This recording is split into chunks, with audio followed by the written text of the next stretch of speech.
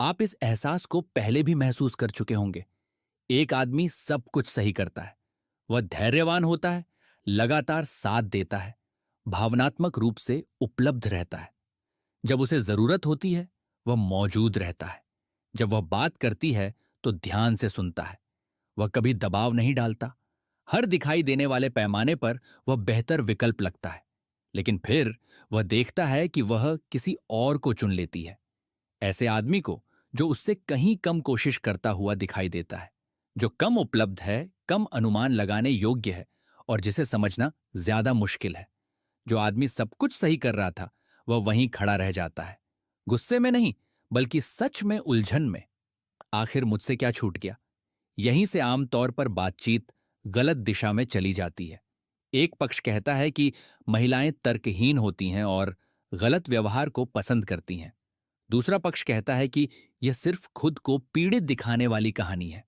दोनों बातें अपने अपने विश्वास रखने वालों को संतुष्ट कर सकती हैं, लेकिन दोनों ही असल में जो हो रहा है उसे समझने से चूक जाती हैं। असल जवाब अच्छे आदमी या बुरे आदमी के बारे में नहीं है। यह आकर्षण की दो बिल्कुल अलग परतों के बारे में है, जिनकी खुलकर चर्चा बहुत कम लोग करते हैं। और उस असहज सच्चाई के बारे में है कि ज्यादातर पुरुष अपनी पूरी जिंदगी गलत चीज को बेहतर बनाने में लगा देते हैं। 19वीं सदी के एक जर्मन दार्शनिक थे, आर्थर शोपेनहावर। उन्होंने कभी शादी नहीं की और महिलाओं के साथ उनके संबंध बौद्धिक इतिहास के सबसे दर्दनाक संबंधों में गिने जाते हैं। फिर भी उन्होंने इस विषय को ऐसी सटीकता से समझा जो आज भी हैरान कर देती है। आर्थर शोपेनहावर का जन्म 1788 में डांजिग नामक बंदरगाह शहर में हुआ था, जो अब आधुनिक पोलैंड का हिस्सा है। उनके पिता हाइनरिक एक सफल व्यापारी थे। जब आर्थर सिर्फ 17 साल के थे, तब उनके पिता की मृत्यु हो गई और माना जाता है कि यह आत्महत्या थी। उनकी मां योहाना एक प्रसिद्ध लेखिका और समाज में लोकप्रिय महिला थीं। वह ऐसी महिला थीं जो किसी भी कमरे में प्रवेश करती तो सबका ध्यान उनकी ओर चला जाता। लेकिन अपने ही बेटे के साथ रहना उन्हें पसंद नहीं था। उनका रिश्ता धीरे धीरे खराब नहीं हुआ, वह पूरी तरह समाप्त हो गया। मां और बेटे ने उनकी जिंदगी के अंतिम वर्षों में एक दूसरे से बात तक नहीं की। जरा सोचिए, इसका किसी इंसान पर क्या असर पड़ सकता है। आप अपनी मां को अजनबियों और बुद्धिजीवियों को आकर्षित करते हुए देखते हैं, लेकिन आपके लिए उनके पास गर्मजोशी नहीं है। आप प्रेम और आकर्षण को अपनापन पाकर नहीं, बल्कि एक ऐसे घाव के भीतर से समझते हैं जो कभी पूरी तरह भरा ही नहीं। यह बात महत्वपूर्ण है, क्योंकि शोपेनहावर ने मानव स्वभाव के बारे में आराम और सुख की स्थिति से विचार नहीं किया था। उन्होंने उसे एक ऐसे व्यक्ति की तरह देखा था जो पहले से ही उसके निशान अपने भीतर लिए हुए था। उन्होंने बुद्धिमान लोगों को प्रेम के पीछे भागते हुए खुद को बर्बाद करते देखा। और फिर उन्होंने वह सवाल पूछा जिसे पूछने से हम में से ज्यादातर लोग बचते हैं। असल में यह सब चला क्या रहा है? ऐसी कौन सी शक्ति है जो लगभग हर इंसान में, हर संस्कृति में, पूरे इतिहास के दौरान तर्क, सम्मान और व्यक्तिगत हित से भी अधिक प्रभावशाली साबित होती है? जो उत्तर उन्हें मिला वह आज भी लोगों को असहज कर देता है। उनकी सबसे प्रसिद्ध पुस्तक the world as will and representation, जो 1818 में प्रकाशित हुई थी, यह कहती है कि तर्क, सभ्यता और प्रेम के नीचे एक अंधी और तर्कहीन शक्ति काम करती है। उन्होंने इसे विल कहा। यह इच्छा शक्ति या दृढ़ संकल्प जैसी चीज नहीं है। इसे किसी चुनाव की तरह मत समझिए, बल्कि एक ऐसी धारा की तरह समझिए जो हर चीज के नीचे बह रही है। एक ऐसी भूख जो कभी पूरी तरह संतुष्ट नहीं होती। एक ऐसा इंजन जो इंसानों को अपने साधन की तरह इस्तेमाल करता है और जिसने कभी किसी से अनुमति नहीं मांगी। अगर आपको समझना है कि शोपेनहावर के अनुसार महिलाएं वास्तव में क्या चाहती हैं, तो पहले यह समझना होगा कि उनके अनुसार हम सब क्या हैं। हम एक ऐसी शक्ति के अस्थायी वाहन हैं जो हमारी व्यक्तिगत जिंदगी से कहीं अधिक पुरानी और कहीं अधिक कठोर है। यहीं से विचार और भी दिलचस्प हो जाता है। शोपेनहावर का मानना था कि जिसे हम रोमांटिक प्रेम कहते हैं, वह खिंचाव, वह जुनून, वह एहसास कि यही व्यक्ति मेरे लिए बना है, असल में हमारे बारे में नहीं होता। ये प्रजाति की इच्छा है जो हमारे माध्यम से काम कर रही होती है। प्रकृति प्रेम की भावना का उपयोग अपने उद्देश्य को पूरा करने के लिए करती है, और उसका उद्देश्य आपकी खुशी नहीं होता। मुझे पता है यह सुनने में अजीब लगता है, लेकिन थोड़ा और साथ बने रहिए। जब आप प्रेम में पड़ते हैं तो आपको लगता है कि यह बहुत व्यक्तिगत अनुभव है, आपकी भावनाएं, आपका दिल, आपका चुनाव। लेकिन शोपेनहावर कहते हैं कि आपको उससे भी पुरानी और कठोर शक्ति आगे बढ़ा रही होती है, जीव विज्ञान का प्रजनन संबंधी उद्देश्य। और मुझे इसी व्यक्ति की जरूरत है वाला एहसास गहरे स्तर पर इस बात का संकेत हो सकता है कि प्रकृति पहचान रही है कि ये दोनों लोग मिलकर मजबूत और स्वस्थ संतान पैदा कर सकते हैं। आप अपनी इच्छा के निर्माता नहीं हैं, आप सिर्फ उसका माध्यम हैं। पिछली एक सदी में आधुनिक विज्ञान ने अनजाने में इस विचार को कई बार समर्थन दिया है। यूनिवर्सिटी ऑफ न्यू मैक्सिको के शोधकर्ताओं स्टीवन गैंगस्टैड और रैंडी थॉर्नहिल ने पाया कि महिलाओं की आकर्षण संबंधी पसंद मासिक चक्र के दौरान बदलती रहती है। उपजाऊ अवधि के दौरान वे अधिक सममित चेहरे वाले पुरुषों की ओर ज्यादा आकर्षित होती हैं। चेहरे की सम्मिति को अक्सर अच्छे आनुवंशिक गुणों का संकेत माना जाता है। अन्य शोधों में यह भी पाया गया कि इसी अवधि में गहरी और प्रभावशाली पुरुष आवाजें अधिक आकर्षक लगने लगती हैं। इन महिलाओं में से कोई भी जानबूझकर ऐसा नहीं सोच रही थी, वे सिर्फ उस एहसास का अनुसरण कर रही थीं। ठीक वैसे ही जैसा शोपेनहावर ने लगभग 200 साल पहले कहा था। फिर एक और प्रसिद्ध प्रयोग हुआ। स्विस जीव विज्ञानी क्लाउस वेटकिंड ने महिलाओं को उन पुरुषों की टी शर्ट सूंघने के लिए दी जिन्हें उन्होंने लगातार 2 दिन पहना था। महिलाओं ने लगातार उन पुरुषों की गंध को अधिक पसंद किया जिनकी प्रतिरक्षा प्रणाली के जीन उनसे सबसे अधिक अलग थे। जब ऐसे दो लोगों के बच्चे होते हैं तो बच्चों को रोगों से लड़ने की अधिक क्षमता मिल सकती है। यानी शरीर गंध के माध्यम से अनुकूलता की जांच कर रहा होता है, बिना दिमाग को शामिल किए। यह सुनने में रोमांटिक नहीं लगता, लेकिन यही तो शोपेनहावर की बात थी। उन्होंने आकर्षण की 2 अलग अलग परतों की ओर इशारा किया था। पहली, सामाजिक परत। यही वह परत है जिसे हम देख सकते हैं। आपका करियर, आपका हास्य, आपकी दयालुता, आपकी निरंतरता, ये सभी महत्वपूर्ण बातें हैं, लेकिन इनके नीचे एक दूसरी जैविक परत भी चल रही होती है, और वही तय करती है कि गहरा स्वाभाविक आकर्षण सक्रिय होगा या नहीं। यह गहरी परत उस चीज पर प्रतिक्रिया करती है जिसे शोपेनहावर ने विल फोर्स कहा। इसे समझने का सबसे अच्छा तरीका है एक जीवंत आंतरिक ऊर्जा। ऐसा एहसास कि इस व्यक्ति के भीतर कुछ वास्तविक है, कुछ ऐसा जो उसे किसी महत्वपूर्ण दिशा में आगे बढ़ा रहा है। शोपेनहावर ने इस पूरी प्रक्रिया के पीछे काम करने वाली बुद्धिमत्ता को एक नाम दिया था। उन्होंने इसे जीनियस ऑफ द स्पीशीज कहा। इस विचार का मतलब यह था कि पूरी मानव प्रजाति की निरंतरता की एक शक्ति व्यक्तिगत इच्छाओं के माध्यम से काम करती है। इसे किसी सचेत योजना की तरह मत समझिए, इसे गुरुत्वाकर्षण की तरह समझिए। उसे इस बात से कोई मतलब नहीं कि आप कौन हैं, उसे आपकी खुशी की परवाह नहीं है, और वह किसी से समझौता भी नहीं करता। उसका उद्देश्य केवल आगे बढ़ते रहना है, आपका व्यक्तिगत संतोष नहीं। यह विचार आधुनिक रिश्तों की सबसे उलझन भरी बातों में से एक को समझाने की कोशिश करता है। कभी कभी हम उसी व्यक्ति के लिए गहरी भावनाएं विकसित कर लेते हैं जो हमारे लिए बिल्कुल सही नहीं होता। वह हमारे मानसिक सुकून के लिए गलत हो सकता है, हमारी स्थिरता के लिए गलत हो सकता है, तर्क के हर पैमाने पर गलत हो सकता है, फिर भी हम उससे दूर नहीं जा पाते। शोपेनहावर के अनुसार जीनियस ऑफ द स्पीशीज किसी अच्छे जीवन का चुनाव नहीं कर रहा होता, वह केवल आनुवंशिक अनुकूलता का चुनाव कर रहा होता है। और यह प्रक्रिया इतनी तेजी से काम कर सकती है कि आपका दिमाग पूरी तरह राय बना पाए उससे पहले ही आप भावनात्मक रूप से जुड़ चुके होते हैं। यही कारण है कि एक महिला किसी ऐसे पुरुष की सचमुच परवाह कर सकती है जो उसके साथ अच्छा व्यवहार करता है, जो लगातार साथ देता है, जो भावनात्मक रूप से उपलब्ध है, फिर भी वह किसी दूसरे व्यक्ति की ओर खिंचाव महसूस कर सकती है, ऐसे व्यक्ति की ओर जो उसे थोड़ा अस्थिर महसूस कराता है, जिसका व्यवहार पूरी तरह अनुमान लगाने योग्य नहीं होता, जिसे समझना आसान नहीं होता। बाहर से देखने पर यह आत्मविनाश या तर्कहीनता जैसा लग सकता है, लेकिन शोपेनहावर के दृष्टिकोण में इसके पीछे एक स्पष्ट जैविक तर्क मौजूद है। दूसरा व्यक्ति उसके चरित्र से अलग कारणों की वजह से एक ऐसे मूल्यांकन तंत्र को सक्रिय कर रहा होता है जो शब्दों और चेतन विचारों के नीचे काम करता है।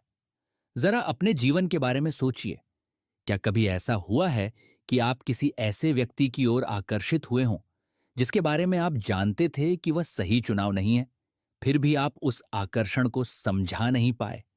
शोपेनहावर कहते कि यह कोई चरित्र की कमी नहीं है, यह वही प्रक्रिया है जिसके लिए प्रकृति ने हमें तैयार किया है। अब उस बात पर आते हैं जो अक्सर किसी बातचीत के अंत में सुनने को मिलती है, तुम बहुत अच्छे इंसान हो। ज्यादातर पुरुषों ने सीधे या परोक्ष रूप से यह संदेश सीखा है कि महिलाओं को सुरक्षा चाहिए, इसीलिए वे उसे बनाने लगते हैं। एक स्थिर करियर, विश्वसनीय व्यक्तित्व, भावनात्मक उपलब्धता, एक शांत और भरोसेमंद उपस्थिति। फिर वे हैरान हो जाते हैं जब इन सबके बदले उन्हें सम्मान, अपनापन और कृतज्ञता तो मिलती है, लेकिन वह गहरा आकर्षण नहीं मिलता जिसकी उन्हें उम्मीद थी। उन्हें लगता है कि उनके साथ कुछ गलत हुआ है क्योंकि उन्होंने वही किया जो उन्हें बताया गया था। असल भ्रम इसलिए पैदा होता है क्योंकि दो अलग अलग चीजों को एक ही शब्द में मिला दिया जाता है। पहली है वह सुरक्षा जो किसी रिश्ते को स्वस्थ और सुखद बनाती है। यह वास्तव में बहुत महत्वपूर्ण है। लेकिन दूसरी एक अलग तरह की सुरक्षा है, वह सुरक्षा जो ऐसे व्यक्ति से आती है जिसके भीतर कोई आग नहीं है, कोई दिशा नहीं है, कोई गहरी प्रेरणा नहीं है। एक ऐसा व्यक्ति जो सुरक्षित इसलिए लगता है क्योंकि वह लगभग स्थिर है। शोपेनहावर इसे कमजोर विल फोर्स कहते और उनके अनुसार आकर्षण की जैविक परत इस पर प्रतिक्रिया नहीं करती, चाहे बाकी सब कुछ कितना भी अच्छा क्यों ना हो। यहां एक और महत्वपूर्ण बात है जिस पर सोचने की जरूरत है। ईमानदारी से देखें तो जिस चीज को अक्सर नाइस गाय कहा जाता है वह हमेशा वास्तविक दयालुता नहीं होती। कई बार वह एक प्रदर्शन होता है, हर समय सहमत रहना, खुद को अपरिहार्य बनाने की कोशिश करना, अपनी इच्छाएं कभी स्पष्ट रूप से व्यक्त न करना, निराशा का जोखिम न लेना।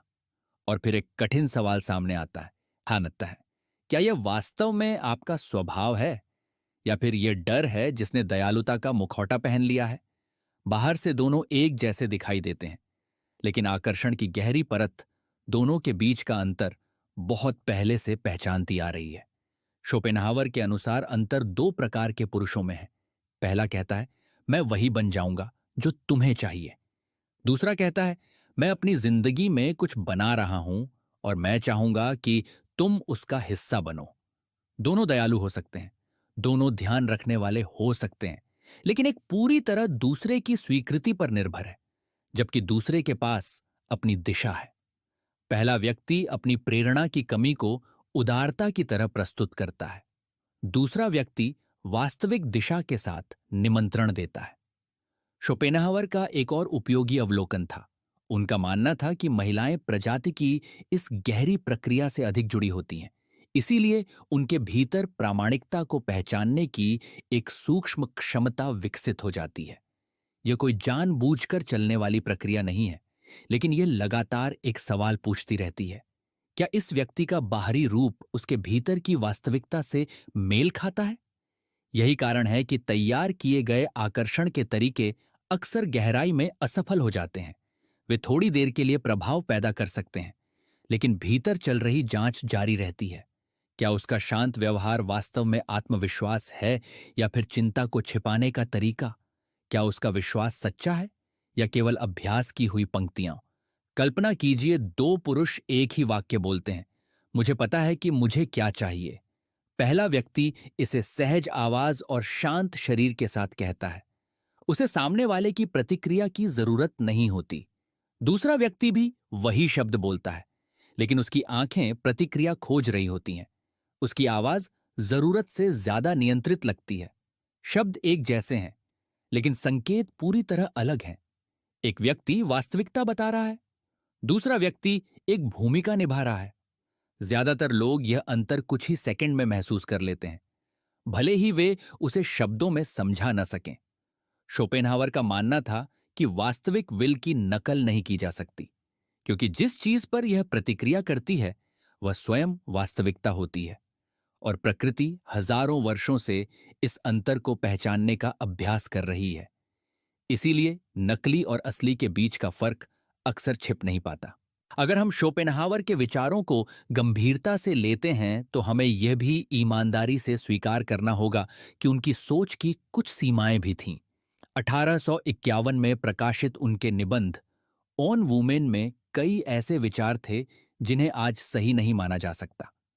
उन्होंने महिलाओं की बौद्धिक क्षमता के बारे में ऐसे दावे किए जो दार्शनिक विश्लेषण कम और व्यक्तिगत कड़वाहट ज्यादा लगते हैं। उनके घाव वास्तविक थे। उनकी मां के साथ कठिन संबंध थे। उनके जीवन में कई असफल रिश्ते भी रहे, लेकिन उन्होंने अपने व्यक्तिगत दर्द को पूरी आधी मानव आबादी के बारे में स्थायी निष्कर्ष बना दिया। यह अंतर्दृष्टि नहीं थी, यह चोट थी जो ज्ञान का रूप धारण कर चुकी थी। उन्होंने एक और गलती की। जिस तंत्र का वे वर्णन कर रहे थे उसे उन्होंने नैतिक निर्णय के साथ मिला दिया, लेकिन आकर्षण की जैविक परत किसी व्यक्ति के चरित्र, नैतिकता या बुद्धिमत्ता का मूल्यांकन नहीं करती। वह केवल यह बताती है कि इच्छा और आकर्षण कैसे काम करते हैं, और यह प्रक्रिया पुरुषों और महिलाओं दोनों पर समान रूप से लागू होती है। शोपेनहावर का ढांचा, यदि उससे व्यक्तिगत कटुता हटा दी जाए तो पूरी मानवता पर लागू होता है। हम सभी उसी विल के माध्यम हैं, लेकिन शायद वे अपने व्यक्तिगत अनुभवों से पूरी तरह ऊपर उठकर यह देखने में सफल नहीं हो पाए। उनकी सबसे महत्वपूर्ण अंतर्दृष्टियां वास्तव में महिलाओं के बारे में नहीं थीं, वे मानव स्वभाव के बारे में थीं, लेकिन वे स्वयं हमेशा इसे पूरी तरह पहचान नहीं पाए। अब तक हमने will, genius of the species, आकर्षण की दो परतों और प्रामाणिकता की पहचान करने वाली क्षमता के बारे में बात की। तो अब असली सवाल का जवाब क्या है?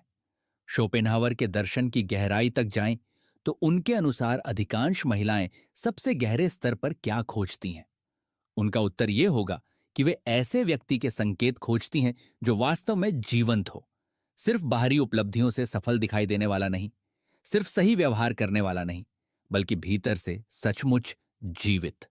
ऐसा व्यक्ति जो किसी वास्तविक उद्देश्य से प्रेरित हो, जो किसी ऐसी दिशा में आगे बढ़ रहा हो जो उसके लिए अर्थपूर्ण हो, जो लगातार इस चिंता में न जला जा रहा हो कि दूसरे लोग उसके बारे में क्या सोच रहे हैं। इतिहास में ऐसे कई उदाहरण मिलते हैं। लॉर्ड बायरन को ही देखिए। तर्क की दृष्टि से देखें तो उन्हें शायद आकर्षक नहीं माना जाना चाहिए था। वे जन्म से ही गंभीर शारीरिक समस्या के साथ पैदा हुए थे। उन्हें जीवन भर दर्द का सामना करना पड़ा। वे लंबे समय तक कर्ज में डूबे रहे। उनके आसपास विवाद लगातार बने रहे।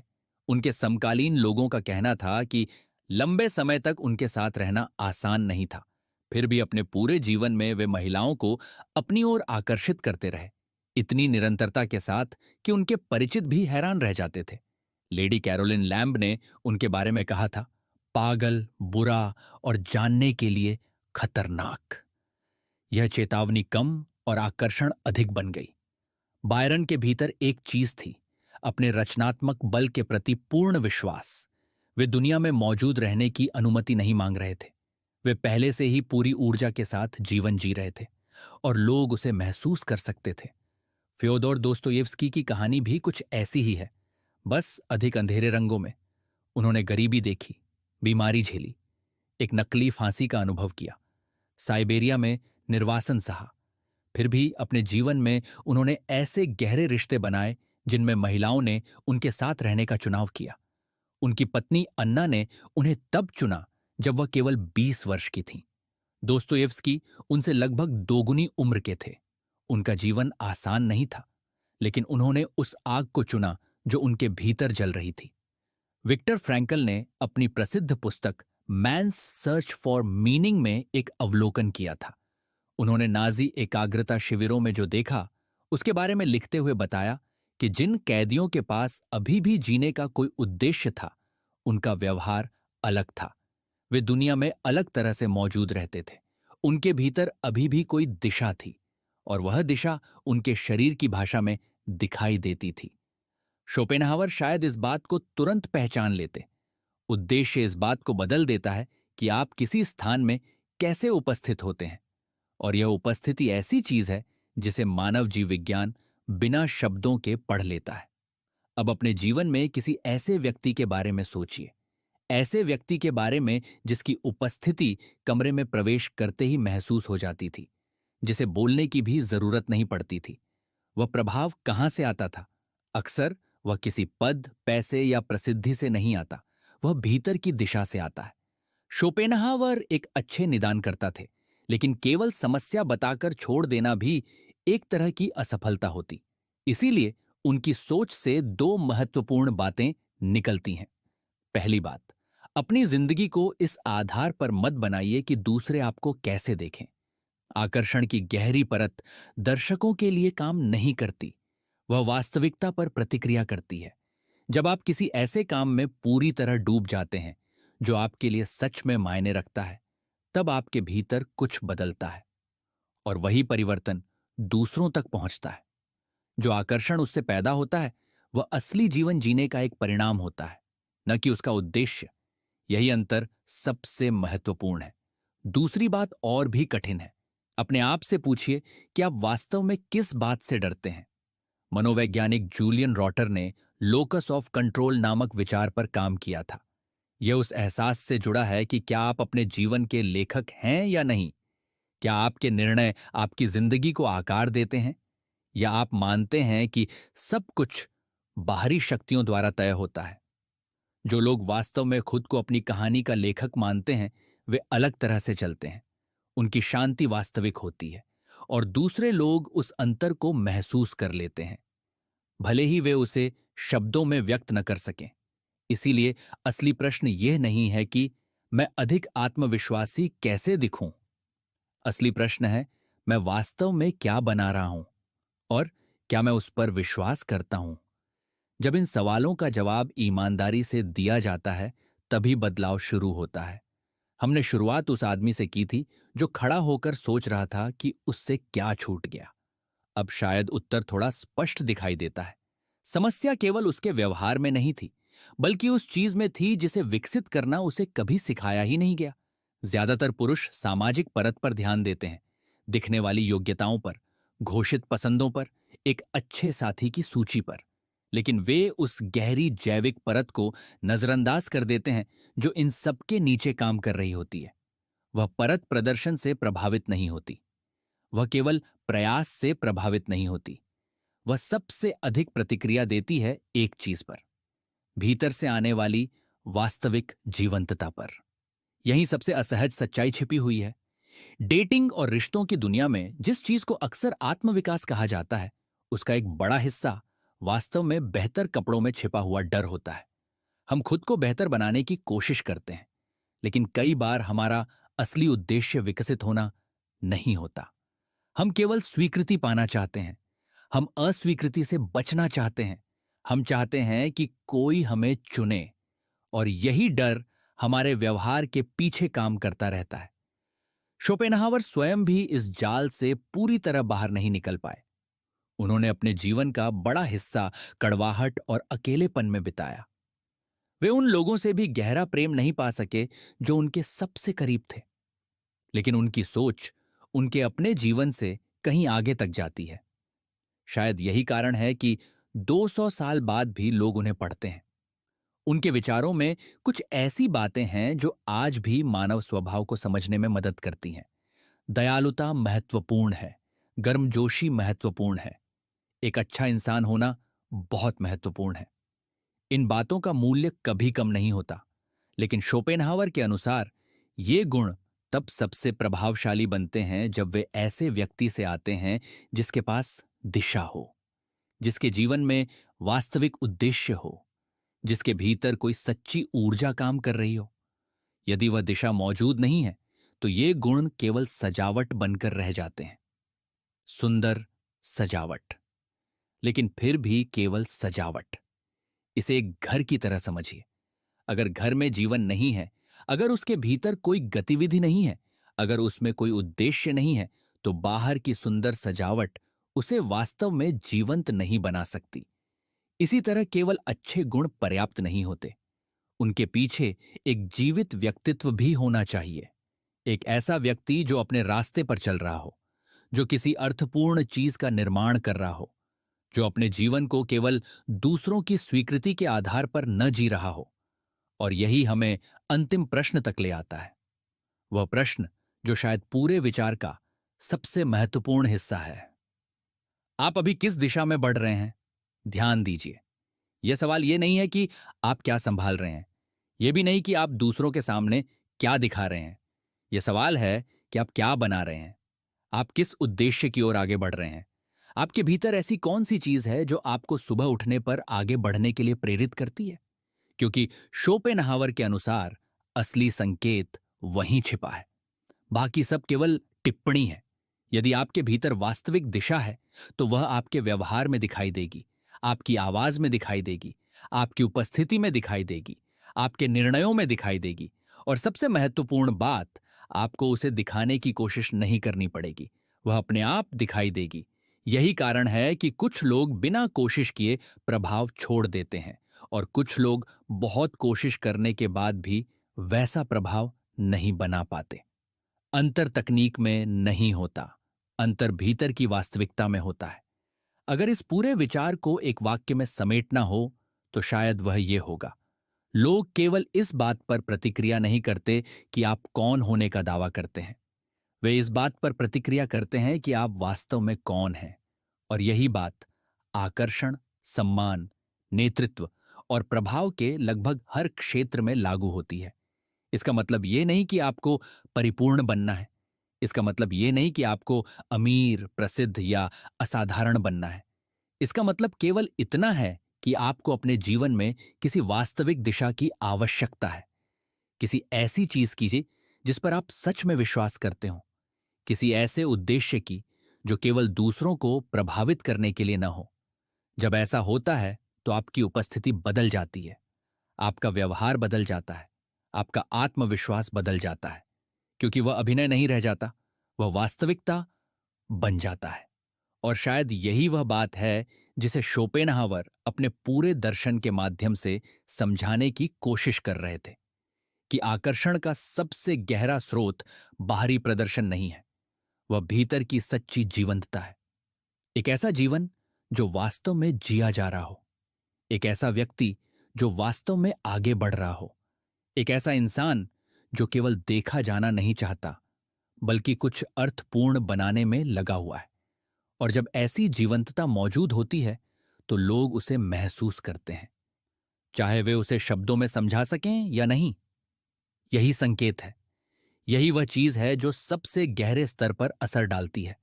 और शायद यही वह बात है जिसे ज्यादातर लोग पूरी जिंदगी खोजते रहते हैं, बिना यह समझे कि उसका स्रोत हमेशा उनके अपने भीतर था। ह्यूमन वर्ल्ड टीवी वन पर ऐसे ही विचारों के साथ हम मानव स्वभाव, दर्शन और जीवन की उन सच्चाइयों को समझने की कोशिश करते हैं जो हमारी रोजमर्रा की जिंदगी को प्रभावित करती हैं। क्योंकि सबसे महत्वपूर्ण यात्राएं अक्सर बाहर नहीं बल्कि हमारे भीतर शुरू होती हैं।